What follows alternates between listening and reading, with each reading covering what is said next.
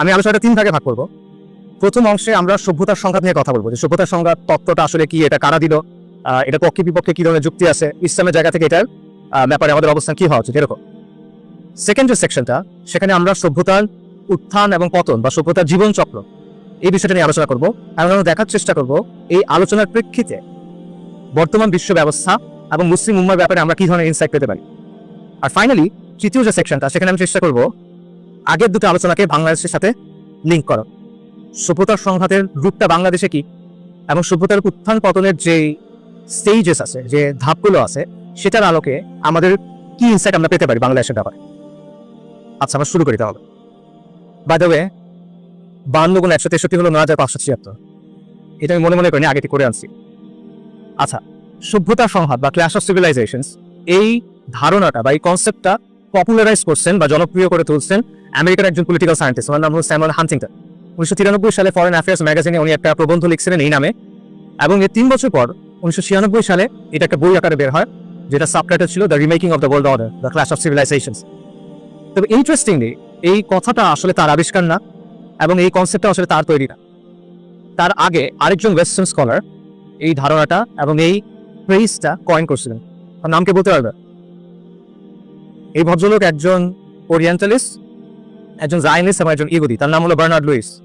1990 সালে বার্নার্ড লুইসের একটা বিখ্যাত প্রবন্ধ বের হয়েছিল বা কুখ্যাত প্রবন্ধ বের হয়েছিল, সেটার নাম হলো the roots of Muslim rage, মুসলিমদের ক্রোধের শেকড়। এবং সেইখানে উনি ক্ল্যাশ অফ সিভিলাইজেশনস এই কথাটা ইউজ করছিলেন, এবং উনি বলতেছিলেন যে পশ্চিমের সাথে মুসলিমদের একটা সভ্যতাগত দ্বন্দ্ব আছে, একটা ক্ল্যাশ অফ সিভিলাইজেশনস আছে। এই ধারণাটা এবং এই ফ্রেজটা পরবর্তীতে স্যামুয়েল হান্টিংটন ব্যবহার করছেন।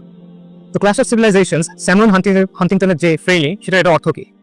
এটার অর্থ হলো সিম্পলি স্নায়ুযুদ্ধ শেষ হওয়ার পর পৃথিবীতে সংঘাতের ধরন বদলে যাবে। আগের সংঘাতগুলো হতো একটা দেশের সাথে আরেকটা দেশের, এখন সংঘাতগুলো হবে একটা সভ্যতার সাথে আরেকটা সভ্যতার। দেশগুলো থাকবে, কিন্তু সভ্যতাগত যে পরিচয়, এটাই রাজনীতির মূল চালিকা শক্তি হবে। এবং বিভিন্ন সভ্যতার মধ্যে যে পার্থক্যগুলো আছে, বিশ্বাসের পার্থক্য, মূল্যবোধের পার্থক্য, সংস্কৃতির পার্থক্য, এই পার্থক্যগুলোর কারণে সংঘাত হবে। এবং হান্টিংটন আরো একটা কথা বললেন, সেটা হলো দুটা সভ্যতার দিক থেকে পশ্চিমাদের জন্য চ্যালেঞ্জ আসবে। দুটো সভ্যতার সাথে পশ্চিমা সভ্যতার সংঘাত হবে। একটা হলো চৈনিক সভ্যতা, সিরিক সিভিলাইজেশন, চীন সহজ ভাষায়, আরেকটা হলো ইসলাম। আচ্ছা, তো হান্টিংটনের এই যে থিসিসটা বা তার যে তত্ত্বটা, এটার পক্ষে বিপক্ষে অনেক তর্ক আছে, অনেকেই এটার সমালোচনা করছেন। হান্টিংটনের যারা ব্যাপক সমালোচনা করছেন তাদের মধ্যে সবচেয়ে জনপ্রিয় ক্রিটিক সম্ভবত এডওয়ার্ড সাইড।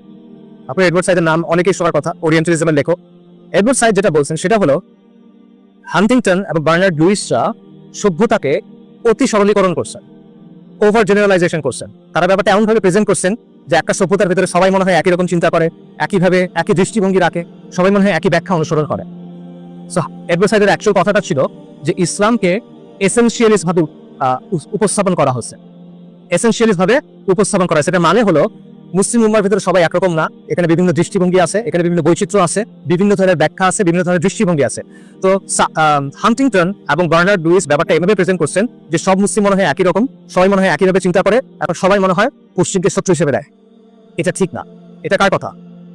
এডওয়ার্ড সাইডের কথা। এডওয়ার্ড সাইড বলতেছেন এই ক্ল্যাশ অফ সিভিলাইজেশনস এর তত্ত্ব, এটা একটা বানোয়ার তত্ত্ব, এটা একটা বিপজ্জনক তত্ত্ব, এবং এটার পিছনে রাজনৈতিক একটা উদ্দেশ্য আছে। ইনফ্যাক্ট অনেকে যেটা বলছে সেটা হলো এটা হলো একটা ফরমাইশি তত্ত্ব, কারণ স্নায়ুযুদ্ধ শেষ, আমেরিকার এখন নতুন শত্রু দরকার। এই নতুন শত্রু খোঁজার জন্য তারা চীন এবং মুসলিমদের শত্রু হিসেবে চিহ্নিত করছে। এটা হলো এডওয়ার্ড সাইডের কাউন্টার আর্গুমেন্ট, এবং আরো অনেকে। বাট এছাড়াও কাউন্টার আর্গুমেন্ট আছে। কাউন্টার আর্গুমেন্টটা কি? সেটা হলো, ধরেন আমরা মানলাম যে একটা সভ্যতার মধ্যে বৈচিত্র্য আছে, একটা সংস্কৃতির মধ্যে সবাই একইভাবে চিন্তা করে না, বিভিন্ন ব্যাখ্যা থাকে, বিভিন্ন দৃষ্টিভঙ্গি থাকে, সত্য।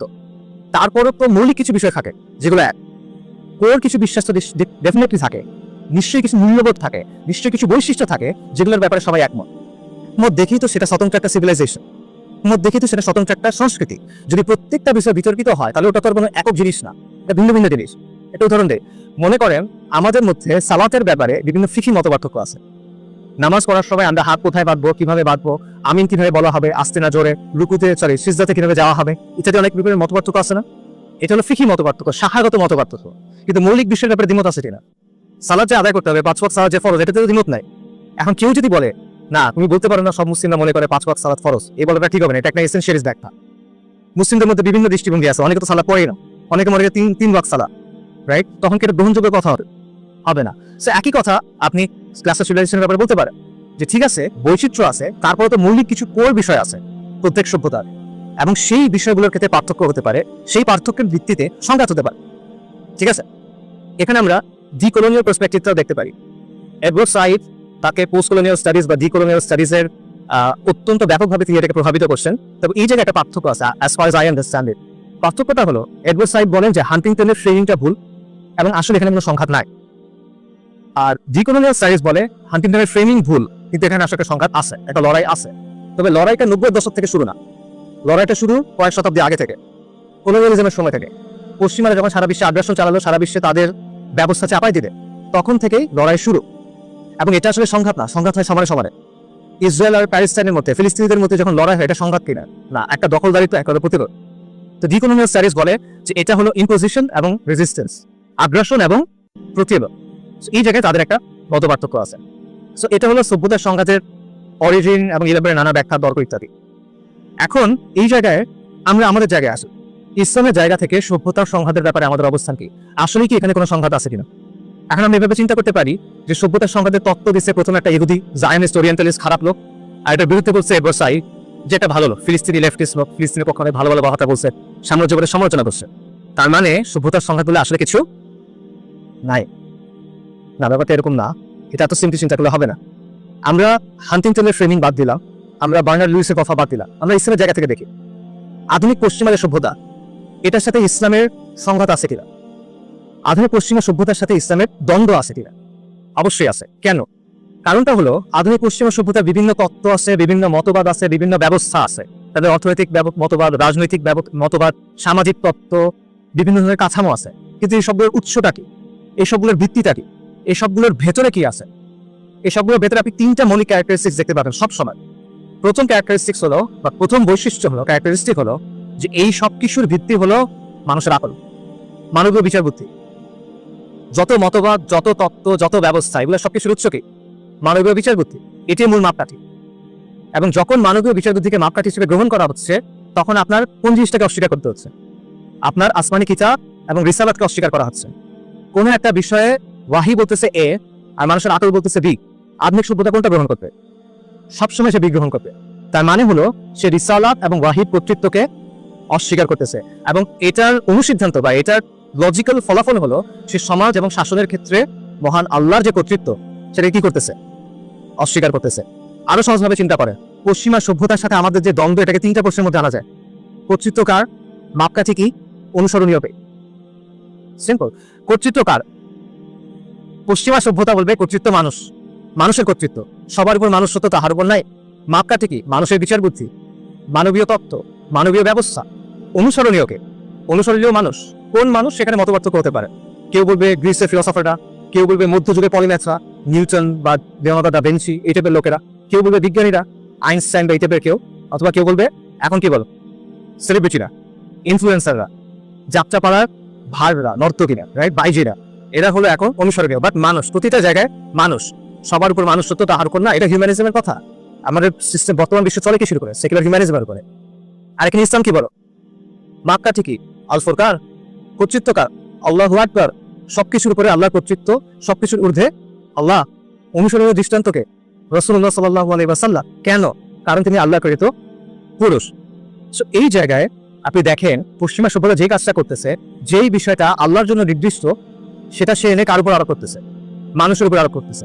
যে জিনিসটা আল্লাহর জন্য নির্দিষ্ট, সেটা যখন অন্য কারোর উপর আরোপ করা হয়, এটাকে আমরা ইসলামে কি বলি? তার মানে পশ্চিমা সভ্যতার সাথে আমাদের দ্বন্দ্ব আছে কিনা? অবশ্যই আছে। এটা আকাইদি দ্বন্দ্ব, আর এটা নতুন কোনো দ্বন্দ্ব না। এটা মানব ইতিহাসের শুরু থেকে চলা দ্বন্দ্ব। এটা হক ও বাতিলের চিরন্তন দ্বন্দ্বের অংশ। এভাবে চিন্তা করেন, একটা বইয়ে একটা মূল ক্যারেক্টার থাকে আর অনেকগুলো পার্শ্ব চরিত্র থাকে। একটা বইয়ে একটা মূল স্টোরি লাইন থাকে আর অনেকগুলো সাবপ্লট থাকে। বনি আদমের যে ইতিহাস, সেখানে মূল ক্যারেক্টার কারা?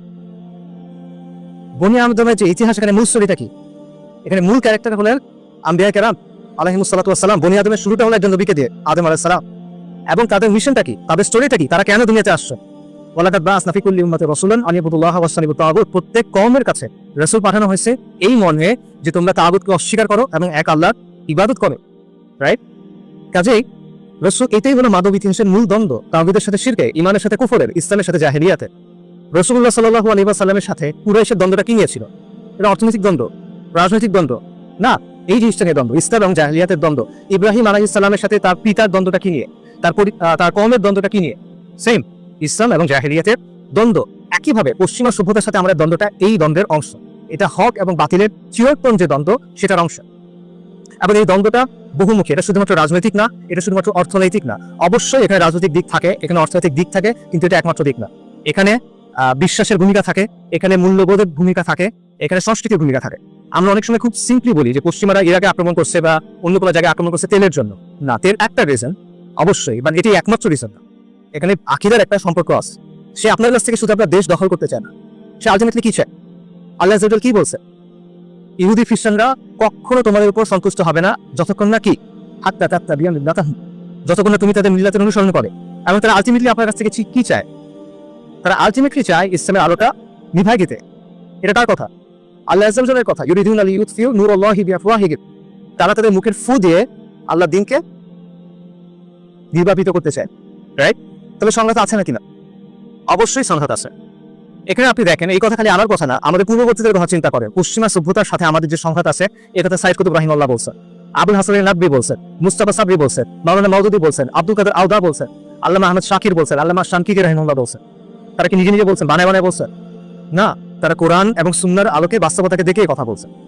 আমি যাদের কথা বললাম তারা তো অনেক আগে ইন্তেকাল করছে, কিন্তু যারা বেঁচে ছিলেন হান্টিংটনের বই বের হওয়ার পরে, তারাও একই কথা বলছেন। Shahed doctor সাফরা Hawali for example, তিনি স্পেসিফিক্যালি হান্টিংটনের থিসিস নিয়ে কথা বলছেন এবং উনি বলছেন, হ্যাঁ, পশ্চিমের সাথে আমাদের সব দ্বন্দ্ব আছে, এবং এই দ্বন্দ্বটা রাজনৈতিক না, এই দ্বন্দ্বটা অর্থনৈতিক না, এখানে বিশ্বাসের একটা ভূমিকা আছে, মূল্যবোধের একটা ভূমিকা আছে। এবং তিনি বলছেন পশ্চিমা সভ্যতা হলো আধুনিক জাহেলিয়া।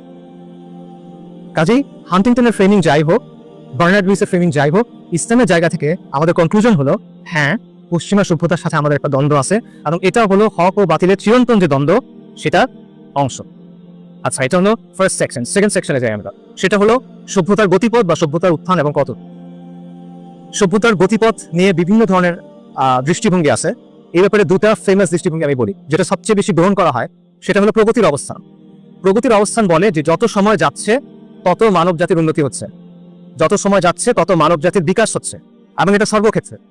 এটা জ্ঞান বিজ্ঞানে, এটা বৈষয়িক ক্ষেত্রে, এটা প্রযুক্তির ক্ষেত্রে, এবং ক্রুশালি এটা নৈতিকতার ক্ষেত্রে, এটা মূল্যবোধের ক্ষেত্র। ঠিক আছে? তার মানে হলো বর্তমানের মানুষ ইন অ্যান অ্যাবসলিউট সেন্স অতীতের মানুষের চেয়ে ভালো, সব দিক থেকে, বৈষয়িকভাবে, প্রযুক্তিগতভাবে, জ্ঞান বিজ্ঞানের দিক থেকে, এবং নৈতিকভাবে, মূল্যবোধের দিক থেকে। একইভাবে আগামী মানুষ এখনকার মানুষের চেয়ে ভালো হবে। এটা হলো প্রগতির অবস্থান, নিরন্তর প্রগতি। এটা যে একটা গ্রাফ চিন্তা করেন, এটা আপার স্লোপিং। দ্বিতীয় যে অবস্থান ইতিহাসের ব্যাপারে বা সভ্যতার ব্যাপারে, এটা হলো সাইক্লিক্যাল হিস্ট্রি, যে ইতিহাসে সভ্যতাগুলোর মধ্যে একটা চক্র দেখা যায়, উত্থান এবং পতনের একটা চক্র দেখা যায়। প্রত্যেক সভ্যতার উত্থান, তাদের বিকাশ এবং তাদের পতনের মধ্যে একই ধরনের কিছু প্রবণতা, একই ধরনের কিছু প্যাটার্ন দেখা যায়। ঠিক আছে? একদম হুবহু এক হয় না, কিন্তু ধাঁচটা সিমিলার হয়। যেহেতু স্থান, কাল, পাত্রের তারতম্য আছে, তাই ম্যানিফেস্টেশন একটু ডিফারেন্ট হয়। ঠিক আছে? এটাকে স্প্রিংয়ের মতো চিন্তা করে। স্প্রিং কি করে? ঘুরে ঘুরে সামনে আগায়, রাইট? এক জায়গায় ঘুরে না, আবার সোজা আগায়। এই যে ঘুরাটা সেম, কিন্তু একটু সামনে আগাতে আগাতে। তাদের দৃষ্টিভঙ্গিটা অনেকটা এইরকম। এই অবস্থান অনেক পশ্চিমা একাডেমিক গ্রহণ করছেন। For example Arnold Toynbee, Oswald Spengler, Paul Kennedy, Peter Turchin, Joseph Unwin, Pitirim Sorokin, এরা সবাই এই ধরনের অবস্থান গ্রহণ করছেন। তবে সাইক্লিক্যাল হিস্ট্রির মূল যে ধারণা, এটার ক্ষেত্রে সবচেয়ে বিখ্যাত যে ব্যক্তির ধারণা দিয়েছেন, সেটা হলো ইবনে খালদুন। ইবনে খালদুনের চিন্তা থেকে বাকি সবাই কোনো না কোনো ভাবে প্রভাবিত, এটা মনে হয় বলা যায়। ইবনে খালদুনের দৃষ্টিভঙ্গিটা কি সভ্যতার ব্যাপার? তার ভঙ্গি হলো একটা সভ্যতা শুরু হয়, এরপর এটা বিকাশের একটা সর্বোচ্চ ধারায় পৌঁছায়, সর্বোচ্চ পয়েন্টে পৌঁছায়। সভ্যতার সূচনা হয়, তারপর এটা বিকাশের একটা সর্বোচ্চ পয়েন্ট থেকে পৌঁছায়, তারপর এটা স্থবির হয়ে আসে, তারপর এটা অবনতি হয়, এবং এক পর্যায়ে পতন হয়। আপনি যদি একটা গ্রাফ চিন্তা করেন, এইদিকে সময়, এদিকে উন্নয়ন, তাহলে এটা বেল শেপ, কার্ভ। বিকাশ হবে, একটা জায়গায় গিয়ে পৌঁছাবে, তারপর স্ট্যাটিক হয়ে যাবে, তারপর এটা অবনতি হবে এবং পতন ঘটবে, তারপর নতুন কোনো সভ্যতার উত্থান ঘটবে। ইবনে খালদুনের এই বিশ্লেষণের উপর ভিত্তি করে অনেকে সভ্যতার যে স্টেজ, এগুলোকে কয়েক ভাগে ভাগ করছেন। কেউ 4 ভাগে, কেউ 5 ভাগে, কেউ 7 ভাগে, কেউ 9 ভাগে। আমার কাছে 7 ভাগেটা ভালো লাগে, সেটা আমি আপনাদেরকে বলি, যে একটা সভ্যতার উত্থান এবং পতনের ধাপগুলো আসলে কি কি। সভ্যতার শুরুটা হয় একদল পথিকৃতের মাধ্যমে, এজ অফ পায়োনিয়ার্স। তারা একটা সভ্যতার গোড়াপত্তন করে এবং তাদের মধ্যে 3টা বৈশিষ্ট্য থাকতে হবে। প্রথম বৈশিষ্ট্য হলো তাদের মধ্যে শক্ত এই গ্রুপ বন্ডিং লাগবে, তাদের মধ্যে খুব ভালো একটা কালেকটিভ সংহতি লাগবে, বন্ডিং লাগবে। দেখে ইবনে খালদুন বলতেছে আসাবিয়া সামষ্টিক পরিচয়ের একটা অনুভূতি। এই আসাবিয়া ভিত্তি কি হতে পারে? গোত্র পরিচয় হতে পারে, জাতিগত পরিচয় হতে পারে, অথবা দিন হতে পারে, বিশ্বাস হতে পারে। বাকি এমন একটা কিছু আছে যেটা তাদেরকে খুব শক্তভাবে ধরে রাখে একসাথে। সেকেন্ড বৈশিষ্ট্য কি? সেকেন্ড বৈশিষ্ট্য হলো তারা কষ্ট সহিষ্ণু, তারা যুদ্ধদেহী এবং তারা বেপরোয়া। মানে তারা চ্যালেঞ্জ দিতে রাজি আছে, তারা রিস্ক নিতে রাজি আছে, তারা প্রতিকূলতার মুখোমুখি হতে রাজি আছে। কারণ সভ্যতার গোড়াপত্তন করতে হলে আপনার প্রচন্ড প্রতিকূলতা পার হতে হবে, সেই বৈশিষ্ট্য আপনার লাগবে। এবং 3 নম্বর বৈশিষ্ট্য হলো তাদের একটা মিশন আছে, একটা সেন্স অফ মিশন আছে। হয়তো তারা প্রতিশোধ নিতে চায়, অথবা তারা রাজ্য জয় করতে চায়, অথবা তারা কোনো আদর্শ কায়েম করতে চায়। কিছু না কিছু আছে যেটা তাদের কনস্ট্যান্টলি মোটিভেট করতেছে যে আমার এটা করতেই হবে। তা না হলে সে পারবে না। জয়গ্রস্ত মানুষের মতো হতে হবে, বাতিগ্রস্ত মানুষের মতো হতে হবে, সে পারবে না করতে। ঠিক আছে, এই 3টা বৈশিষ্ট্য, এটার মাধ্যমে সভ্যতার গোড়াপত্তন হয়। এটা ফার্স্ট স্টেজ। সেকেন্ড স্টেজ কি? সেকেন্ড স্টেজ হলো দ্য এজ অফ কনসলিডেশন। এই সময়ে ওই যে সূচনা হলো সভ্যতা, এটা সামরিক এবং রাজনৈতিক কনসলিডেশন হবে। এটা সামরিক এবং রাজনৈতিকভাবে সুসংহত হবে। এটার মানে কি? এটার মানে কি কেউ তাদের সাথে যুদ্ধে পারবে না? না, ব্যাপারটা এমন না। এটার মানে হলো তারা এমন একটা অবস্থায় পৌঁছাইছে যখন তারা অস্তিত্বের সংকটে নাই, আর কেউ তাদের আক্রমণ করে সাথে ধ্বংস করে দিবে এবং তারা ফাইট করবে না, ব্যাপারটা এমন না। হ্যাঁ, কেউ আক্রমণ করতে পারে, কিন্তু তারা ফাইট করবে এবং ওই ফাইটের রেজাল্ট কি হবে এটা নিশ্চিত না। এটা হলো ওই পর্যায়টা। এবং তারপরে তারা বিস্তার হবে, তাদের যে সাম্রাজ্যের সীমানা এটার বিস্তার হতে থাকবে। এটা দ্বিতীয় পর্যায়। তৃতীয় পর্যায় হলো বাণিজ্য এবং অর্থনৈতিক বিস্তৃতি। সভ্যতার সূচনা হয়েছে, রাজনৈতিক সামরিকভাবে আপনি শক্তিশালী, এবার আপনি কি করবে? ব্যবসা করবেন, আপনার বাণিজ্য বাড়বে, আপনার অর্থনীতি শক্তিশালী হবে। তারপরে আসবে সমৃদ্ধি, সচ্ছলতা, প্রাচুর্য। রাজনৈতিকভাবে শক্তিশালী, সামরিকভাবে শক্তিশালী, ব্যবসা বাণিজ্য করতেছি, অনেক টাকা পয়সা হতে পারছে। এরপরে ফিফথ স্টেজটা হলো জ্ঞান বিজ্ঞান এবং শিল্পের উন্নতি। যেহেতু আপনার কাছে এখন অনেক টাকা আছে, এই টাকা আপনি কি করবেন? খরচ করবেন। এই খরচটা আপনি তখন করতেছেন জ্ঞান বিজ্ঞানের পেছনে, শিল্পের পেছনে। একটা রিসার্চ ইনস্টিটিউট করতে অনেক টাকা লাগে, রাইট? এখন আপনি সেটা করতে পারতেছেন। এই জায়গাটা আমরা ভুল করি, আমরা খুব ওই যে এক লাইনে চিন্তা, আমরা চিন্তা করি সমাধান কি? জ্ঞান বিজ্ঞান উন্নত হতে হবে। না, আপনি পারবেন না। এটা ফিফথ স্টেজের কথা, ইবনে খালদুনের বিশ্লেষণ অনুযায়ী বা সাইক্লিক্যাল হিস্ট্রি বিশ্লেষণ অনুযায়ী। আমার জীবন, আমি এখনো পর্যন্ত এমন কোন সভ্যতার কথা জানি না যেটা জ্ঞান বিজ্ঞানের উন্নতির মাধ্যমে প্রতিষ্ঠিত হয়েছে। আমার জানা মতে এমন কোনো সভ্যতা নাই যেটা প্রথমে জ্ঞান বিজ্ঞানের উন্নতির মাধ্যমে প্রতিষ্ঠিত হয়েছে। অনেক সভ্যতায় জ্ঞান বিজ্ঞানের উন্নতি করছে, কিন্তু প্রথমে এটার মাধ্যমে প্রতিষ্ঠা হয়েছে এরকম আমার জানা মতে নাই। আপনারা জানলে আমাকে জানান। আচ্ছা, এটা গেল ফিফথ স্টেজ। তারপরে কি? তারপরে হলো দ্য এজ অফ ডেকাডেন্স, অবক্ষয়কাল। যখন সভ্যতার এতক্ষণ বিকাশ হচ্ছিল, ধাপে ধাপে উপরের দিকে উঠতেছিল, ব্যাপারটা থেমে যাবে প্রথমে। তার ওই যে আদর্শ ছিল, একটা আসাবিয়াত ছিল, যেটার মাধ্যমে তারা একত্রিত হয়েছিল, ওই যে একটা সেন্স অফ মিশন ছিল, এটা এখন হারা যায়। মানুষ এখন জানে না তারা কি চায়, মানুষ এখন শিওর না যে তারা আসলে কি করতেছে। এই পর্যায়ে অপক্ষয় দেখা দিবে, যৌন নৈরাজ্য দেখা দিবে, সমাজের মধ্যে ভাগন দেখা দিবে, এবং আস্তে আস্তে তাদের অবনতি হবে। এবং তারপর হলো final stage, 7 number stage, the age of collapse, যখন এটা পতন ঘটবে। আমি পার্সোনালি এই দুইটা দৃষ্টিভঙ্গির মধ্যে এই অবস্থাটাকে সঠিক মনে করি। আমার কাছে মনে হয় যে সভ্যতার উত্থান এবং পতন এটা সাইক্লিক্যাল, এটার মধ্যে এই চক্রগুলো আছে। অবশ্যই এইভাবে সুন্দরভাবে 7টা ধাপ যাবে এটা আসলে হবে না, কারণ বাস্তবতা কখনো তত্ত্বের মতো পরিপাটি হয় না। অনেক সময় ওভারল্যাপ হবে, হয়তো একই সাথে একাধিক ধাপ চলমান থাকবে, কিন্তু ইন জেনারেল ওভারঅল প্যাটার্নটা আমার মতে এটা সঠিক। এখন এটা আসেন আমরা বর্তমান সভ্যতার ব্যাপারে প্রয়োগ করি। বর্তমান পশ্চিমা সভ্যতা সেটা এই 7টা স্টেজে কোন স্টেজে আছে? আমার মত হলো, এবং আরো অনেক একাডেমিকের মত হলো, যে বর্তমান পশ্চিমা সভ্যতা ফাইনাল স্টেজের জাস্ট আগের স্টেজটাই আছে, যেটা হলো দ্য এজ অফ ডেকাডেন্স, অবক্ষয়কাল। তাদের ফ্যামিলি ভেঙে গেছে, তাদের আত্মপরিচয়ের অনুভূতি ভেঙে গেছে, তারা ছেলে নামে এটাও তারা এখন শিওর না, নানা ধরনের যৌন বিকৃতি, নানা ধরনের উন্মাদনা, এগুলোকে তারা সামাজিকভাবে এবং আইনিভাবে স্বীকৃতি দিচ্ছে, রাইট? এবং তারা সম্পূর্ণভাবে বাস্তবতাকে অস্বীকার করে নিজেদের একটা বাস্তবতা তৈরি করার চেষ্টা করতেছে। আচ্ছা, এটা আমার বক্তব্য শুধু না, অনেক একাডেমিক এই কথা বলছে। যেমন 1956 সালে ডক্টর পিচিডিম সরকে, উনি গত শতাব্দীর সোশিওলজির সবচেয়ে বড় রথী মহারথীদের একজন, হার্ভার্ডের সোশিওলজি ডিপার্টমেন্টের ফাউন্ডিং চেয়ারম্যান। 1956 সালে উনি একটা বইয়ে বলতেছেন আমেরিকা এবং পশ্চিমের অবক্ষয়ের কালটা শুরু হয়ে গেছে, এবং যদি কোনো কিছু করা না হয় তাহলে দ্রুত তাদের পতন ঘটবে। ঐতিহাসিক ব্যারি স্ট্রস, তাকে বলা হয় রোমান সাম্রাজ্যের ইতিহাসের ব্যাপারে প্রিএমিনেন্ট স্কলার, প্রিএমিনেন্ট মানে প্রথম সারির এক্সপার্ট। উনি বলতেছেন রোমান সাম্রাজ্যের পতনের সময় যে বৈশিষ্ট্যগুলো ছিল সেগুলো এখন আমেরিকার ক্ষেত্রে দেখা যায়। এরকম অনেকের বক্তব্য আছে, আমি শুধু একজনের বক্তব্য একটু আপনাদের ডিটেইলে বলি। তার নাম হলো ইমানুয়েল টয়েট। ইমানুয়েল টয়েট হলো একজন ফ্রেঞ্চ একাডেমিক, ফ্রান্সের একজন একাডেমিক, হিস্টোরিয়ান, অ্যানথ্রোপোলজিস্ট, এবং তার একটা ইন্টারেস্টিং ব্যাকগ্রাউন্ড আছে। 70-এর দশকে যখন স্নায়ুযুদ্ধ একদম তুঙ্গে, যখন সোভিয়েত ইউনিয়নের ব্যাপক দাপট, ওই সময় তিনি বললেন যে খুব দ্রুত সোভিয়েত ইউনিয়নের পতন করবে। 1976 সালে, তার বয়স তখন 25। কেন বললেন? একটা ইন্টারেস্টিং স্টোরি আছে। তিনি চাইল্ড মোর্টালিটি রেট, শিশু মৃত্যুর হার চেক করতেছিলেন, এবং ওটা চেক করতে গিয়ে উনি বললেন যদি কোনো সমাজে শিশু মৃত্যুর হার এরকম হয় তাহলে সেটা টিকে থাকতে পারবে না, ফলে সোভিয়েত ইউনিয়নের পতন হবে। এবং আসলে 15 বছর পর দেখা গেল সোভিয়েত ইউনিয়নের পতন হলো।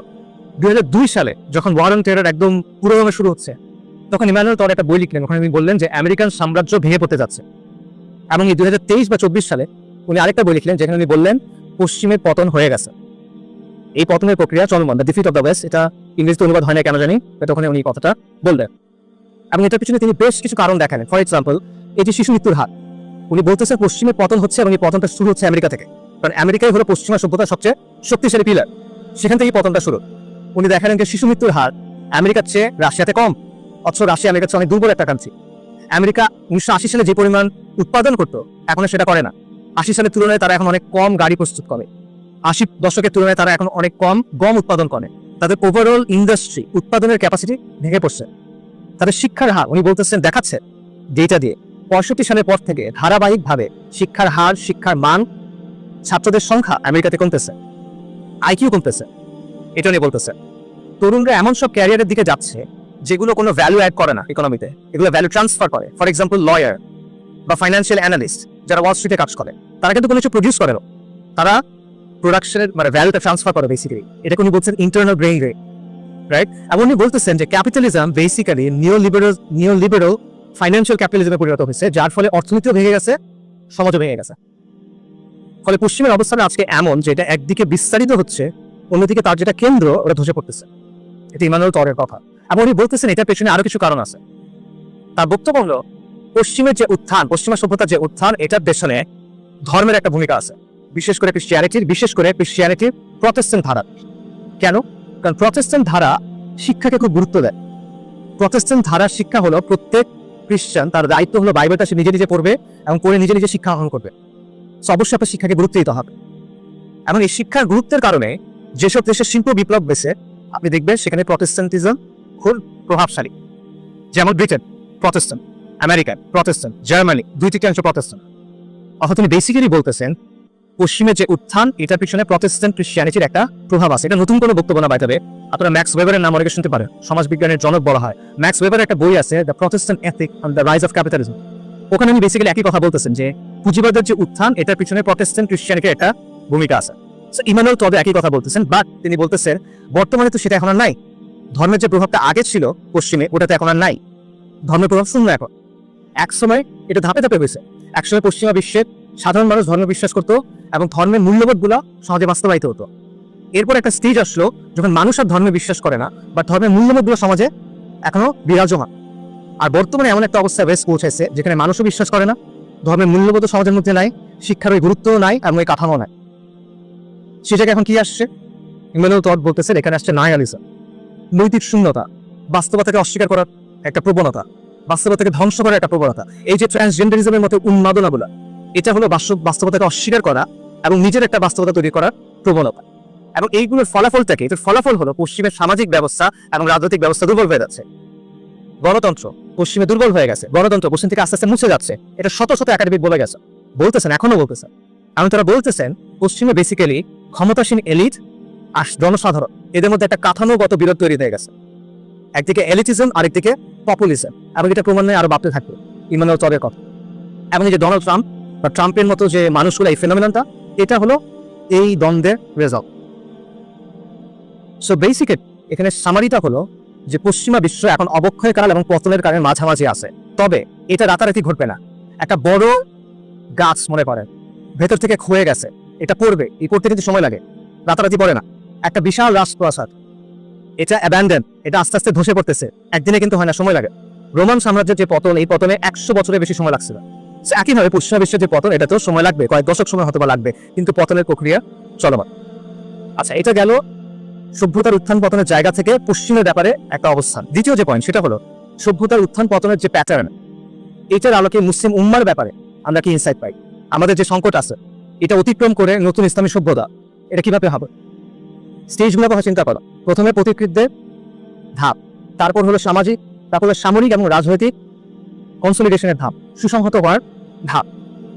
অর্থাৎ প্রথমে আপনার শাসন কর্তৃত্ব লাগবে, একটা পলিটিক্যাল এন্টিটি লাগবে যেটা মুক্ত। কি থেকে মুক্ত? যেটা এই যে জাহেলি বিশ্ব ব্যবস্থা, এটার যে নিয়ন্ত্রণ, এটা থেকে মুক্ত, এবং এটাকে সামরিক এবং রাজনৈতিকভাবে সুসংহত হতে হবে। এটার মানে এটা না যে সেটার নিউক্লিয়ার বম থাকবে বা এটা ডেস্ট্রয়ার থাকবে বা B-52 থাকবে। এটার মানে হলো সে অস্তিত্বের সংকটের মধ্যে এখন আর নাই। আমাদের ইতিহাসের কথা চিন্তা করেন, রাসূলুল্লাহ সাল্লাল্লাহু আলাইহি ওয়াসাল্লামের নবুয়তের সময় থেকে খন্দকের যুদ্ধ পর্যন্ত যে সময়টা, এটাকে আপনি in a sense age of pioneers হতে পারেন, অগ্রপথিকদের সময়। এবং খন্দক থেকে খোলাফায়ে রাশিদিনের শেষ পর্যন্ত বা উমাইয়াদের সময় পর্যন্ত আপনি এটাকে সামরিক এবং রাজনৈতিক প্রতিষ্ঠার সময় করতে পারেন। কেন? কারণ খন্দকের আগ পর্যন্ত মুসলিমরা দুনিয়াবি সেন্সে দুর্বল অবস্থা ছিল, ওরা বেশি আক্রমণ করতেছিল, আমরা ডিফেন্ড করতেছিলাম। কিন্তু খন্দকের পর থেকে দেখবেন আক্রমণগুলো করছে মুসলিমরা, এবং এটা হাদিসেও আছে, নবী সাল্লাল্লাহু আলাইহি ওয়াসাল্লাম, বুখারী এবং মুসলিমে বর্ণনা আছে। রাসূলুল্লাহ সাল্লাল্লাহু আলাইহি ওয়াসাল্লাম বলছেন খন্দকের যুদ্ধের পর তার বক্তব্যটা এরকম যে এতদিন ওরা আমাদেরকে আক্রমণ করছে, এখন থেকে আমরা ওদেরকে আক্রমণ করব। সো এই জন্য সভ্যতার ইতিহাস আমাদেরকে বলে যে যদি আপনি নতুন সভ্যতা তৈরি করতে চান, তাহলে আগে আপনার রাজনৈতিক এবং সামরিক কনসলিডেশন লাগবে। এটা ছাড়া হবে না। এটা আমি বাস্তবের সাথে মিলাই দেই আপনাদেরকে। বর্তমানে আমেরিকা একটা সুপার পাওয়ার, আমেরিকার সবচেয়ে বড় প্রতিদ্বন্দ্বী চীন। আমেরিকার সবচেয়ে বড় প্রতিদ্বন্দ্বী হলো চীন। চীন একটা পিয়ার কম্পিটিটর আমেরিকা। কিন্তু চীন আজকে এই অবস্থা কিভাবে আসছে? আজ থেকে 100 বছর আগে চীনের কি অবস্থা ছিল? আজকে থেকে 100 বছর আগে চীনের অবস্থা অত্যন্ত দুর্বল ছিল। বিভিন্ন বৈদেশিক শক্তি চীনের বিভিন্ন অঞ্চলে প্রভাব বিস্তার করছিল। ক্যান্টন, সাংহাই, হংকং এরকম জায়গাগুলো তারা নিয়ে গেছে। হাজার বছরের যে চৈনিক সভ্যতা, সেটা নানা ভাগে বিভক্ত হয়ে গেছে। তাদের ভেতরে অভ্যন্তরীণ লড়াই চলতেছে টু দ্য এক্সটেন্ট যে 1840 থেকে 1940-এর শেষ পর্যন্ত যে সময়টা, এটাকে চাইনিজরা কি বলে? সেঞ্চুরি অফ হিউমিলিয়েশন, লাঞ্ছনার শতাব্দী। সেই জায়গা থেকে আজকে কিভাবে চীন আমেরিকার পিয়ার কম্পিটিটর, প্রধান প্রতিদ্বন্দ্বী কিভাবে হয়েছে? এটা হয়েছে এইভাবে যে প্রথমে চাইনিজ কমিউনিস্ট পার্টি একটা ভয়ঙ্কর রক্তাক্ত যুদ্ধের মধ্য দিয়ে চীনের ক্ষমতা দখল করছে। তারা সমাজতন্ত্র কায়েম করছে। এরা হলো পায়োনিয়ার, তাদের অগ্রপথিক। তাদের আদর্শ কি ছিল? তাদের আসাবিয়া কি ছিল? কমিউনিজম। এটা প্রতিষ্ঠা করার পর তারা এই যে চীনা সাম্রাজ্য বিভক্ত হয়ে গেছিল, এটাকে যুদ্ধ করে আবার একীভূত করছে। তারপরে তার ব্যবসা বাণিজ্য উন্নতি আসছে, তারপরে তার প্রযুক্তিতে উন্নতি আসছে। গণচীন প্রতিষ্ঠিত হয়েছে 1949 সালে। আপনি তার কাছ থেকে, সে পৃথিবীর প্রোডাকশন হাব হচ্ছে কখন? 90-এর দশকে। এই 40 বছর সে কি করছে? সে শুরু থেকে প্রোডাকশন হাব হয় না। চীনে এখন মানুষ পড়তে যায়, শুরুতে পড়তে যেত কিনা? যেত না। সো মিলে কিনা ইবনে খালদুনের ধাপের সাথে? ইবনে খালদুন বলতেছেন যে প্রথমে হলো অগ্রপথিকদের মাধ্যমে সামরিক এবং রাজনৈতিক কনসলিডেশন। চীনের যে কমিউনিস্ট পার্টি, সেটার প্রধান কে ছিল? মাও সেতুং। মাও সেতুংয়ের বিখ্যাত উক্তি কি? ক্ষমতা থেকে আসে? Political power comes out of the barrel of a gun. Rifle থেকে আসে বেসিক্যালি। এই বিষয়টা হলো বাস্তবতা। আমরা অনেক সময় মনে করি যে আমাদের আগে টাকা পয়সা, বাণিজ্য, শিল্প এটসেট্রা লাগবে না। আপনার যদি এই পলিটিক্যাল শক্তিটা না থাকে, তাহলে আপনার যত টাকা হোক কোনো লাভ নাই। আরবদের কথা চিন্তা করে, আরব দেশগুলোর কথা। আরব দেশগুলোর তো সবচেয়ে বেশি ধনী এখন তারা, কিন্তু তারা একটা স্বাধীন সিদ্ধান্ত নিতে পারে না, কারণ তারা পশ্চিমের মুখাপেক্ষী। আর যে দেশগুলো স্বাধীন সিদ্ধান্ত নিতে পারে, চীন, রাশিয়া, উত্তর কোরিয়া, ইনফ্যাক্ট ইরানও, তারা এটা কেন নিতে পারে? কারণ তারা পশ্চিমের যে প্রভাব বলয়, এটা থেকে মুক্ত হয়ে একটা পলিটিক্যাল এন্টিটি তৈরি করতে পারছে। একই দেশ আপনি তালেবানের ক্ষেত্রে চিন্তা করতে পারে, আফগানিস্তানের ক্ষেত্রে চিন্তা করতে পারে। তারা এখন সেকেন্ড স্টেজটাতে আছে, সামরিক এবং রাজনৈতিক কনসলিডেশন। এবং তারা এখন এমন একটা অবস্থায় আছে যেখানে তারা অস্তিত্বের সংকটে নাই। তাদেরকে কে আক্রমণ করবে? নেটো আক্রমণ করছিল 20 বছর পর, তারপর তারা চলে যেতে বাধ্য হয়েছে। নেটো আক্রমণ করার আগে যারা ক্ষমতায় ছিল, নেটো যাওয়ার পর তারা ক্ষমতায় আছে। আর কি আক্রমণ করবে তাদেরকে? তারা অস্তিত্বের সংকটে এখন নাই, তারা কনসলিডেশনের পর্যায়ে আছে। এটা হলো আগে আসে। এখানে আরেকটা বিষয়, সেটা হলো রাজনৈতিক এবং সামরিক যে প্রতিষ্ঠা, এটার আগে আরেকটা বিষয় আছে, সেটা হলো প্রতিকৃতদের ধাপটা। এবং প্রতিকৃতের যে শুরুটা, সেটা কি দিয়ে হয়? একটা চিন্তা থাকে, একটা আদর্শ থাকে, একটা মিশন থাকে। এগুলো শুরুটা কোথায় হয়? শুরুটা চিন্তার ক্ষেত্রে হয়, এটা শুরুটা অন্তরের ক্ষেত্রে হয়, রাইট? আগে মনোজগতে বিপ্লব হয়, তারপর বাস্তবে সেটা প্রতিষ্ঠিত হয়। এটা ইতিহাসের সাক্ষ্য। তো এক সেন্স আমরা বলতে পারি যে সভ্যতার যে উত্থান, এটা শুরুটা জ্ঞানতাত্ত্বিক ভাবে হয়। তবে এখানে একটা বিষয় ক্লিয়ার করা দরকার, সেটা হলো জ্ঞানতাত্ত্বিক ভাবে হয়, তার মানে এটা না যে ওদের হার্ভার্ড আছে, আমাদের হার্ভার্ড বানাতে হবে। ওদের অনেক তত্ত্ব আছে, মতবাদ আছে, তন্ত্রমন্ত্র আছে, আমাদের এরকম বানাতে হবে, অথবা আমাদের এগুলোর ইসলামী ভার্সন বানাতে হবে না। ব্যাপারটা এমনটা না। এটার মানেটা হলো যে চিন্তাগতভাবে আপনি তার নিয়ন্ত্রণের বাইরে, আপনি বিদ্যমানতাকে চ্যালেঞ্জ করতে পারতেছেন। তো চিন্তাটা বেসিক্যালি বিপ্লব এই অর্থে। আপনি তার যে বক্সটা আছে, সেই যে নিয়মগুলো ঠিক করে দিছে, এটার বাইরে গিয়ে চিন্তা করার সাহসটা আপনার আছে, ওই স্পর্ধাটা আপনার আছে। এই অর্থে এটা জ্ঞানতাত্ত্বিক। এটা মানে এটা না যে আপনার হার্ভার্ড বানাতে হবে একটা। আচ্ছা, এবার আমরা ফাইনাল সেকশনে যাই, সেটা হলো প্রেক্ষাপট নিয়ে। যে সভ্যতার সংঘাত নিয়ে আমরা কথা বললাম এবং সভ্যতার উত্থান পতন নিয়ে আমরা কথা বললাম, এটা আমরা বাংলাদেশের সাথে মেলানোর চেষ্টা করি। সভ্যতার সংঘাত এটা বাংলাদেশে আছে কিনা? হক ও বাতিলের চিরন্তন দ্বন্দ্ব বলতেছি আমরা। আমরা কি দ্বন্দ্বের মধ্যে আছি নাকি আমরা সিলেবাসের বাইরে? আছে। কিভাবে আছে? এই দ্বন্দ্বটা আপনার সামনে কিভাবে আসে? এই দ্বন্দ্বটা আপনার সামনে আসে সেকুলার রাষ্ট্রের মাধ্যমে। হক ও বাতিলের যে চিরন্তন দ্বন্দ্ব, এটার আমাদের এই জমিনে এটা সুরক্ষা হইল সেকুলার রাষ্ট্র আর ইসলামের ব্যবস্থা দ্বন্দ্ব। বুঝতে পারছেন? আবারও বলতেছি, হক ও বাতিলের যে চিরন্তন দ্বন্দ্ব, ইসলাম আর জাহেলিয়াতের মধ্যে যে সংঘাত, এটার বাস্তবতা আমাদের জমিনে, আমাদের সময়ে এটার বাস্তবতা হলো সেকুলার রাষ্ট্র। কেন? আমি এটা ভেঙে বলি আপনাদের। একটা এক্সাম্পল দেখতে পারেন, আমাদের দেশে এখন জাতিসংঘের মানবাধিকার কমিশনের অফিস চালু করা হচ্ছে। এটা হলো এমন একটা প্রতিষ্ঠান যার কাজ হলো এমন সব জিনিস বাস্তবায়ন করা যা ইসলামের সাথে সাংঘর্ষিক, রাইট? কাগজে কলমে আপনি হলেন 90% মুসলিমের দেশ, কিন্তু আপনি এটা বন্ধ করতে পারতেছেন না। আপনাকে এটা জিজ্ঞেস করা হয় না, এটা বাস্তবায়ন করা হচ্ছে। এটা কেন? কারণ এটা সেই দ্বন্দ্বটা আপনার এখানে আছে। সেকুলার রাষ্ট্রের কারণে আপনি এটা করতে পারতেছেন না। দেখেন, ইসলামের সবচেয়ে ব্যাপক বহিঃপ্রকাশটা কিভাবে হয়? ইসলামের মধ্যে অনেক জিনিস আছে। ইসলামের আকীদা আছে, ইসলামের ইলম আছে, আদব এবং আখলাক আছে, ইসলামের রুহানিয়াত আছে। কিন্তু ইসলামের সবচেয়ে কম্প্রিহেন্সিভ ম্যানিফেস্টেশনটা কখন হয়? ইসলামী শাসন এবং ইসলামী সমাজের মধ্য দিয়ে। কারণ ইসলাম আসলে কি এটা আপনি বুঝবেন যখন আপনি ইসলামী শাসন এবং ইসলামী সমাজের মধ্যে যাবেন, রাইট? একই কথা আধুনিক জাহিলিয়াতের ক্ষেত্রে প্রযোজ্য।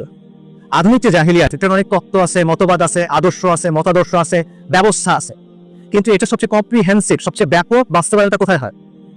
সেকুলার শাসন ব্যবস্থার মধ্য দিয়ে। আপনার জীবনে তো কেউ এসে তত্ত্ব মতবাদ নিয়ে আপনার সাথে কথা বলে না, কেউ তো দার্শনিক প্রশ্ন নিয়ে আপনার সাথে আলাপ করে না। এই একাডেমিক ডিসকাশনে কোনো ভূমিকা আপনার লাইফে নাই, দৈনন্দিন জীবনে নাই। আপনার দৈনন্দিন জীবনে কি আছে? শিক্ষা ব্যবস্থা, অর্থনৈতিক ব্যবস্থা, প্রশাসন, আইন, বিচার, রাইট, মিডিয়া, সংস্কৃতি, কাঠামো কিছু। এই কাঠামোগুলো কি দিয়ে চালিত হয়? এই মতবাদগুলো দিয়ে, এই চিন্তাগুলো দিয়ে, এই আকীদাগুলো দিয়ে। এবং এগুলোকে নিয়ন্ত্রণ করে কে?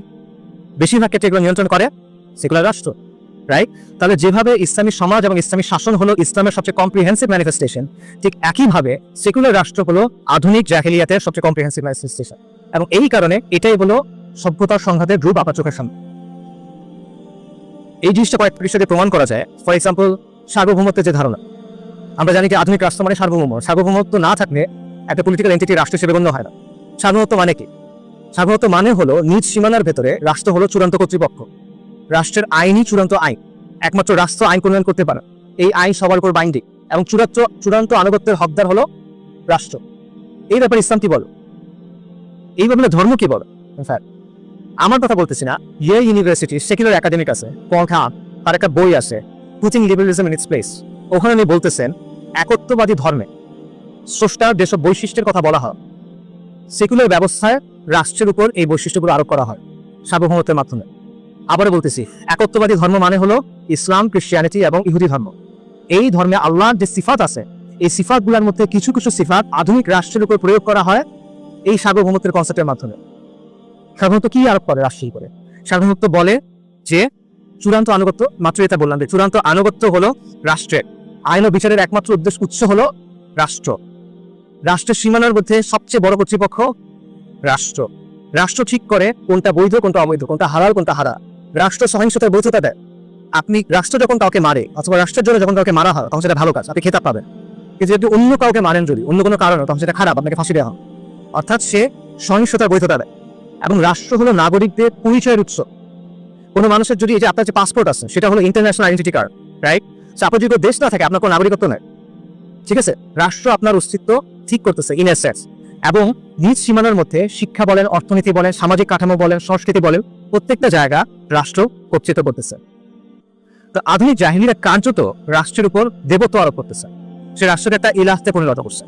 এবং এটা পুরোপুরিভাবে ইসলামের অবস্থানের সাথে সাংঘর্ষিক। চূড়ান্ত কর্তৃত্ব, আইন প্রণয়ন, আনুগত্য, হালাল হারাম, সহিংসতার বৈধতা, এই সবগুলো জিনিসের কর্তৃত্বটা একমাত্র আমরা। তো রাষ্ট্রে যে দেবতায় পরিণত হওয়ার ব্যাপারটা, এটা কিন্তু দুর্ঘটনাভাবে, মানে অ্যাক্সিডেন্টালি হয় না। এটার পিছনে একটা হিস্ট্রি আছে। এনলাইটেনমেন্টের মাধ্যমে ইউরোপ সেকুলার হয়ে উঠছে। সে সমাজ এবং শাসন থেকে ধর্মকে সরাইছে, কিন্তু সে ধর্মের প্রভাব থেকে মুক্ত হয় না। ধর্মের কিছু কনসেপ্ট সে রেখে দিচ্ছে। যেমন একটা কনসেপ্ট হলো পবিত্রতা। এই জন্য পবিত্রতার যে ধারণাটা আছে, কিছু জিনিস পবিত্র, কিছু জিনিস অপবিত্র, এই হিসাব থেকে আসে।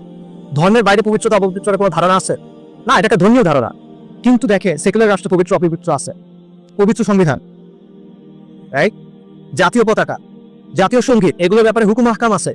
জাতীয় সঙ্গীতের অবমাননা হইতে পারে, জাতীয় পতাকার অবমাননা হইতে পারে। অবমাননা মানে কি? সেটা সম্মানিত বিষয়, সেটা পবিত্র বিষয়। আদালত অবমাননা হয়, সংসদের অবমাননা হয়। এটা কিভাবে হচ্ছে? কারণ এই বিষয়গুলো পবিত্র। আবার এটা আমার বানানো কথা না।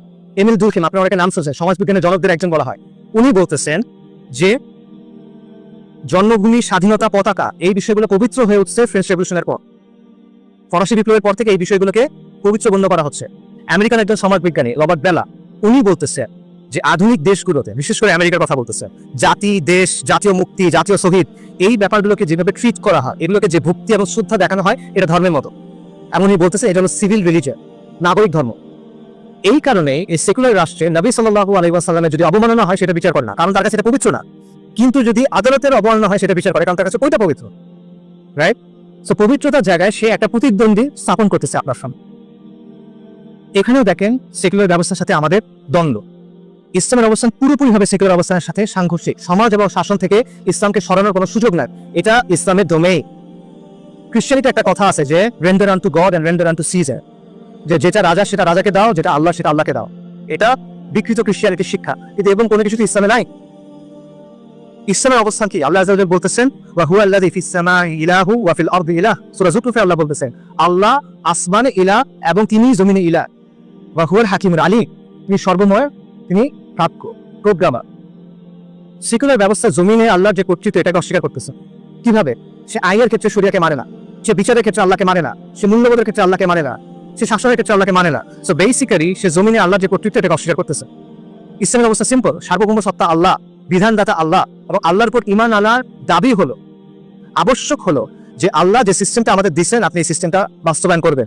এটা আল্লাহ অপশনাল করেন নাই, এটা আল্লাহ আপনার খেয়াল খুশির উপর ছেড়ে দেন নাই, এটা আল্লাহ ভোটের জন্য ছেড়ে দেন নাই, এটা আবশ্যকতা, এটা ঈমানের দাবি। আল্লাহ সুবহানাহু ওয়া তাআলা তার হুকুমের সাথে তার ইবাদতের প্রশ্নকে যুক্ত করছেন, একসাথে দুটো একা বলছেন, ইন হুকমু ইল্লা লিল্লাহ, আমার আল্লাহ তা'বুদু ইল্লা ইয়্যাহ। আল্লাহ বলছেন হুকুম আল্লাহ, তারপর আল্লাহ কি বলতেছেন? আল্লাহ নির্দেশ দিচ্ছে তোমরা আল্লাহ ছাড়া অন্য কারো ইবাদত করবা। হুকুমের পরে এই কথা আল্লাহ বলতেছে। আল্লাহ সুবহানাহু ওয়া তাআলা প্রশ্ন করতেছেন আফাহুকমুল জাহিলিয়াতি ইয়াবগুন ওয়া মান আহসানু মিনাল্লাহি হুকমান লিকাওমিন ইউকিনুন। আল্লাহ প্রশ্ন করছেন তারা কি জাহিলিয়াতের হুকুম কামনা করে? তারপর আল্লাহ নিজেই বলতেছেন যে বিশ্বাসী কওমের জন্য, দৃঢ় বিশ্বাসী কওমের জন্য আল্লাহ ছাড়া শ্রেষ্ঠ বিধানদাতা কে? আল্লাহ ছাড়া শ্রেষ্ঠ কে? আল্লাহর চেয়ে শ্রেষ্ঠ কে? আলাইহিসসাল্লাহু বিআহকামিল হাকিমিন। রাইট? সেই ইসলামের অবস্থান স্পষ্ট এই জায়গাতে। আল্লাহ সুবহানাহু ওয়া তাআলা বলতেছেন সূরা নিসাতে যে আমরা যদি আমাদের বিবাদের ব্যাপারে, আমাদের মোকদ্দমার ব্যাপারে আল্লাহ এবং তার রাসূলকে বিচারক না মানি, আমরা মুমিন হতে পারবো না। আল্লাহ আযজা তার নিজের কসম করে বলতেছেন ফালা ওয়া রাব্বিকা লা ইউমিনুনা। আল্লাহ বলছেন ইয়া রাসূলকে বলতেছেন আপনার রবের কসম, তারা ঈমানদার হতে পারবে না হাত্তা ইউহাক্কিমুকা ফীমা শাজারা বাইনাহুম, যতক্ষণ না পর্যন্ত তারা তাদের নিজেদের বিবাদের ব্যাপারে আপনাকে বিচারক মানবে। এমন খালি বিচারক মানলে হবে না, পরে ওই আয়াতে পরেও আল্লাহ বলতেছে তাদের অন্তর এটা নিয়ে সন্তুষ্ট হতে হবে, নইলে ঈমান হবে না। এত সহজ না ঈমান। কাজেই এখানে ইসলাম এবং সেকুলার ব্যবস্থা মুখোমুখি দাঁড়ায় যায়, এই দুই অবস্থানের মধ্যে কোনো সমন্বয় সম্ভব না। ইসলাম যদি এগুলো মেনে নেয় সেকুলার ব্যবস্থার কথা, তাহলে এটা ইসলাম থাকবে না। সেকুলার ব্যবস্থা যদি ইসলামের কথা মেনে নেয় এটা সেকুলার ব্যবস্থা থাকবে না। এটা একটা জিরো সাম গেম। এবং এটা আল্লাহর রুবুবিয়াতের প্রশ্ন, আল্লাহর উলুহিয়াতের প্রশ্ন, তার মালিকানা, তার রাজত্বের প্রশ্ন, তার কর্তৃত্বের প্রশ্ন এবং আল্লাহর গোলামী প্রশ্ন। এখানে আপনি ছাড় দেওয়ার কোনো এখতিয়ার আপনার নাই আমাদের কারণে। এখানে আরেকটা ব্যাপার আছে, সেটা হলো অন্য সব ধর্ম সেকুলার রাষ্ট্রের যে আধিপত্য থেকে মেনে নিচ্ছে। অন্য সব রাষ্ট্র সেকুলার রাষ্ট্র যে বাউন্ডারি দিছে, যে সীমানা দিছে, সেই সীমানার ভিতরে নিজেদের নতুন করে তৈরি করছে। সে একটা আধুনিক সংস্করণ তৈরি করছে এবং সে তার আগের অবস্থান ছেড়ে চলে আসছে। ইসলাম ছাড়া ইসলাম এখনো সেকুলার রাষ্ট্রের কর্তৃত্ব মানে নাই, ইসলাম এখনো সেকুলারিজমের আধিপত্য মেনে নেয় না। ইসলাম হলো প্রতিরোধের শেষ ফ্রন্ট। এবং এই কারণে সেকুলার রাষ্ট্র ইসলামকে অন্য 10টা ধর্মের মতো চিন্তা করে। সভ্যতার উত্থান এবং পতনের যে আলোচনা, এই আলোচনা থেকে বাংলাদেশের ব্যাপারে আমরা কি ইনসাইট পাই? দেখেন, বাংলাদেশের সামনে অনেকগুলো সংকট, রাজনৈতিক সংকট, অর্থনৈতিক সংকট, সামাজিক সংকট, ভূরাজনৈতিক সংকট। এই সংকটগুলোর মধ্যে কিছু হলো অভ্যন্তরীণ, সংকটগুলোর মধ্যে কিছু হলো বাহ্যিক। এবং এই সংকটগুলা সহজে চলে যাবে না। যত সময় যাবে সংকটগুলো আরো ঘনীভূত হবে, এগুলো আরো জটিল রূপ ধারণ করবে এবং এগুলো আমাদের অস্তিত্বের জন্য হুমকি হয়ে দাঁড়াবে। এগুলো এক্সিস্টেন্সিয়াল ক্রাইসিস হয়ে দাঁড়াবে। আমাদের খুব বেশি সময় নাই, আমাদের এই একটা সমাধান খুঁজে বের করতে হবে। কিন্তু এই জমিনের দুর্ভাগ্য হলো এই জমিনের মানুষ বারবার উঠে দাঁড়াইছে, বারবার বিদ্রোহ করছে, বারবার কুরবানি দিছে, বারবার রক্ত দিছে, কিন্তু তারা যেটা চাইছে তারা এটা কখনোই পায় না। তাদের তামান্না কখনো বাস্তবায়িত হয় নাই, এখনো হয় না। এই জুলাই গণঅভ্যুত্থানের 1 বছর পরে এখানে দাঁড়ায় আমরা স্পষ্টভাবে বলতে পারি যে জুলাই গণঅভ্যুত্থান বহুলাংশে ব্যর্থ। পুরোপুরি ব্যর্থ বলতেছি না, কারণ আওয়ামী জাহিলিয়াতের এক ধরনের পতন হয়েছে, ইটস এ সিগনিফিকেন্ট ডিসিশন। এটা করে ঠুনকো কিছু না, কিন্তু এটা তো তাৎক্ষণিক অর্জন। এর পরে কি ফালাই দিচ্ছেন তাকে, খুব ভালো। এরপরে কি আপনি কি ধরনের সমাজ চান, আপনি কি ধরনের শাসন চান, শান্তি কোথায়, ইনসাফ কোথায়, আদর কোথায়? সেটা নাই। আমি 1 বছর আগে আপনার সামনে দাঁড়ায় বলছিলাম যে জুলাই গণঅভ্যুত্থানের মাধ্যমে আমাদের মুক্তি আসে নাই। তখন এই কথাটা অনেকের কাছে খারাপ লাগছিল, অনেকে বিরোধিতা করছিল, কিন্তু এখন এই কথাটা সবার সামনে স্পষ্ট যে জুলাই গণঅভ্যুত্থানের মাধ্যমে আমাদের মুক্তি আসে নাই। আমরা সেই একই চক্রের মধ্যে পড়ে গেছি আবার। কেন হয়েছে এটা? কারণটা হলো আমরা মুক্তির ভুল সংজ্ঞা নিচ্ছি, আমরা ভুল জায়গায় মুক্তি খুঁজতেছি। আমরা মুক্তির সংজ্ঞা নিচ্ছি পশ্চিমের কাছ থেকে। এই জন্য কখনো আমরা মুক্ত তো হইতেই পারতেছি না, কখনো আমরা ভারতের গোলামি করতেছি, কখনো আমরা আমেরিকার গোলামি করতেছি। মুক্তির সংজ্ঞা আল্লাহ আযজা ওয়া জাল্লা আপনাকে কোরআনে বলছে, আল্লাহু ওয়ালিয়ুল্লাযিনা আমানু ইউখরিজুহুম মিনাজ যুলুমাতি ইলান নূর। আল্লাহ হলেন মুমিনদের ওয়ালি, তিনি মুমিনদেরকে অন্ধকার থেকে বের করে আলোর দিকে আনেন। আর কাফেরদের ওয়ালি হলো তাগুত, যে তাদেরকে আলো থেকে অন্ধকারের দিকে নিয়ে যায়। উলাইকা আসহাবুন নার হুম ফিহা খালিদুন। আপনি মুক্তির সংজ্ঞা নিচ্ছেন তাগুতের কাছ থেকে, আপনি তাগুতের অনুসরণ করছেন, এবং তাগুত আপনাকে অন্ধকার থেকে আরো অন্ধকারের দিকে নিয়ে যাচ্ছে। মুক্তির মানে কি? মুক্তির মানে হলো আপনি আল্লাহ সন্তুষ্টি অর্জন করবেন, আপনি আখিরাতে নাজাত পাবেন, এবং দুনিয়াতে আপনি ওই জিনিসটা বাস্তবায়ন করবেন যেটা আল্লাহ বাস্তবায়ন করাইতে চান। সাহাবে রবি ইবনে আমর রাদিয়াল্লাহু আনহু, উনি পারস্যের সেনাপতি রুস্তমের কাছে কি বলছেন? এই কথাই তো বলছেন।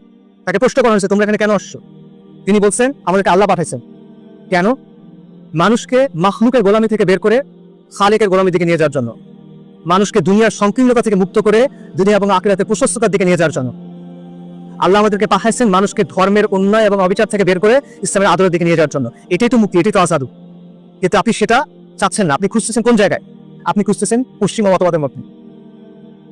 এবং আমরা আরেকটা সমস্যা করছি, যেটা আমরা ইমিডিয়েট সলিউশনের দিকে তাড়াচ্ছি, আমরা তাৎক্ষণিক অর্জনের দিকে তাকাচ্ছি।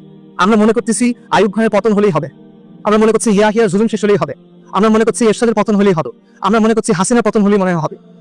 ভবিষ্যতে পতন কিছু হয় না, কারণ আপনি বারবার ব্যক্তি পরিবর্তন করতেছেন। আপনার সমস্যা ব্যক্তি নিয়ে না, ব্যক্তি একটা সমস্যা অবশ্যই, যে সমস্যার গোড়া কোথায়? ব্যবস্থায়।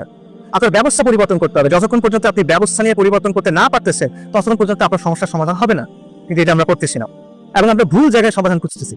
ইমাম গাজ্জালির একটা কথা আছে, সেটা হলো সমাজের ভিত্তি হলো দিন, আর সমাজের অভিভাবক হলো শাসন। কিন্তু আপনি পুরো আলোচনাটা করতেছেন কি নিয়ে? শাসক পরিবর্তন করা নিয়ে এবং সুশাসন নিয়ে। কিন্তু আপনার সমাজের ভিত্তি কি হবে? আপনার শাসনের ভিত্তি কি হবে? সেটা নিয়ে আপনি আলোচনা করতেছেন না। আপনার সমাজের ভিত্তি কোন দিন হবে বলেন? বাঙালি জাতীয়তাবাদ, বাংলাদেশ বা গত 50 বছর 70 বছর এগুলো আপনাকে কি দিচ্ছে বলো? কিছু দিতে পারে না। আপনার সমাজের ভিত্তি কি হবে? শাসনের ভিত্তি কি হবে? নয়া রাজনৈতিক বন্দোবস্ত, লিবারালিজম, লালনবাদ, এগুলো। এরা গত 1 বছরে এত মানুষের কুরবানি পড়ে যে গণ-অভ্যুত্থান আসছে, সেটার যে অর্জন, এটাকে একটা বছর ধরে রাখতে পারবে। এগুলো নিয়ে আপনি হিন্দুত্ববাদের সামনে দাঁড়াবেন, এটা নিয়ে আপনি ভারতীয় সম্প্রসারণবাদের সামনে দাঁড়াবেন, এটা নিয়ে আপনি লিবারালিজমের মোকাবেলা করবেন, এটা নিয়ে আপনি সভ্যতার সংঘাতে বিজয়ী হবেন? অসম্ভব এটা। যদি এইসব লোক আর আদর্শ নিয়ে আপনি সভ্যতার সংঘাতে হাজির হন, আপনার অস্তিত্বই থাকবে না। এবং এই দিকে আমরা আগায় যাচ্ছি। যদি আমাদের অস্তিত্ব টিকায় রাখতে হয়, যদি অস্তিত্বের এই হুমকিগুলো মোকাবেলা করতে হয়, যদি আপনাকে একটা সিভিলাইজেশনাল প্রজেক্ট হিসেবে হাজির হইতে হয়, যদি সভ্যতার এই সংঘাতে আপনাকে বিজয়ী হইতে হয়, তাহলে আমাদের একমাত্র অপশন হলো ইসলাম ফেলে দেওয়া। আমাদের একমাত্র অবস্থান হলো ইসলামকে আঁকড়ে ধরা, বাংলাদেশকে মুসলিমবঙ্গ হয়ে ওঠা। তাই সভ্যতা উত্থান এবং পতনের আলোকে যদি আমরা চিন্তা করি, আমাদের প্রথম কাজ হলো ইসলামের ভিত্তিতে একটা পলিটিক্যাল এন্টিটি তৈরি করা, ধাপের সাথে মিলান, সামরিক এবং রাজনৈতিক প্রতিষ্ঠা। এটা হলো প্রথম ধাপ। এমন একটা পলিটিক্যাল এন্টিটি যেটা এই জাহিলি বিশ্ব ব্যবস্থা, এই দাজ্জালি বিশ্ব ব্যবস্থার নিয়ন্ত্রণ থেকে মুক্ত। তার মানে কি আমাদের ডিগ্রির দরকার নাই, আমাদের প্রযুক্তির দরকার নাই, নিউক্লিয়ার বমের দরকার নাই, ড্রোনসের দরকার নাই, ব্যবসা বাণিজ্যের দরকার নাই? অবশ্যই আছে, অবশ্যই আছে। কিন্তু এগুলা হবে আপনার এই পলিটিক্যাল এন্টিটি তৈরি হওয়ার পরে, এর আগে না। কারণ এর আগে আপনি যা কিছু তৈরি করেন, সেটা নিয়ন্ত্রণ কার হাতে? এই বিশ্ব ব্যবস্থার হাতে। কোনো লাভ নাই, আপনি যা কিছু তৈরি করেন কোনো লাভ হচ্ছে না। আরবের এই যে এত বিলিয়ন ট্রিলিয়ন ডলার, এটা উম্মতের কি কাজে লাগতেছে বলো? এটা লাগতেছে না, কারণ সে বিশ্ব ব্যবস্থার নিয়ন্ত্রণ থেকে বের হতে পারে না। আর এই যে পরিবর্তনের প্রক্রিয়া, এটা শুরু হবে কিভাবে? আবারও যান, ওই ধাপে যান। প্রথম ধাপটা কি? The age of pioneers. অগ্রপথিক লাগবে, আদর্শ লাগবে, একটা মিশন লাগবে। আপনার আদর্শ কি? আপনার আসাবিয়া কি হবে? আপনার আদর্শ হবে ইসলাম, দ্বীন ইসলাম, তাওহীদ, আল ওয়ালা ওয়াল বারা। এটার ভিত্তিতে আপনি কাজ করতে হবে। আপনার মিশন কি হবে? আপনার মিশন হলো আল্লাহর জমিনে আল্লাহ দিন কায়েম করা। আর এই অগ্রপথিকরা কারা হবে? এটি হলো সবচেয়ে গুরুত্বপূর্ণ প্রশ্ন। কারণ এই অগ্রপথিকদের এমন মানুষ হইতে হবে যারা সংখ্যায় অল্প। এটা হইতে হবে না, এটা বাস্তবতা। ইতিহাস থেকে আপনি দেখবেন পরিবর্তনের জন্য সব মানুষ একসাথে আসেন। কেন আসেন? কাজটা কঠিন, এই জন্য আসেন। অল্প কিছু মানুষ কাজটা শুরু করে অনেক দূর আগায় নিয়ে যায়, তারপর বাকিরা সেখানে যুক্ত হয়। সবাই অটোমেটিক ইউনাইটেড হয়ে যাবে, সবাই একসাথে এসে অনেক বড় কিছু তৈরি করবে, এগুলো ফ্যান্টাসি, হিস্ট্রি ল্যাব। আপনার আগে অগ্রপথিকদের লাগবে, যেই অগ্রপথিকরা কষ্ট সহ্য করবে, যারা প্রতিকূলতার মুখোমুখি হবে, যাদের ইস্পাত কঠিন দৃঢ়তা থাকবে, যাকে বুকের মধ্যে আগুন থাকবে, চোখের মধ্যে স্বপ্ন থাকবে, এবং যারা যুগব্যাপী একটা কাজের দায়িত্ব গ্রহণ করতে পারবে, যাদের মধ্যে জজবা থাকবে, ডিসিপ্লিনও থাকবে, যাদের মধ্যে দৃঢ়তা থাকবে, স্থিরতা থাকবে, হেলম থাকতে হবে। আদর্শ, মিশন আর কম্প্রোমিস, এটা হলো সভ্যতার সংঘাতে আমাদের করণীয়। এখন আমাদের সিদ্ধান্ত নিতে হবে যে আমরা এই দায়িত্ব গ্রহণ করবো কিনা, আমরা সেই অগ্রপথিক হয়ে উঠবো কিনা। যদি আমরা আগে না আসি তাহলে কি হবে? যা আগে হয়ে আসছে সেটাই হবে, যা এখন চলতেছে সেটাই হবে, এবং এই চক্র শেষ হবে না। আসসালামু আলাইকুম।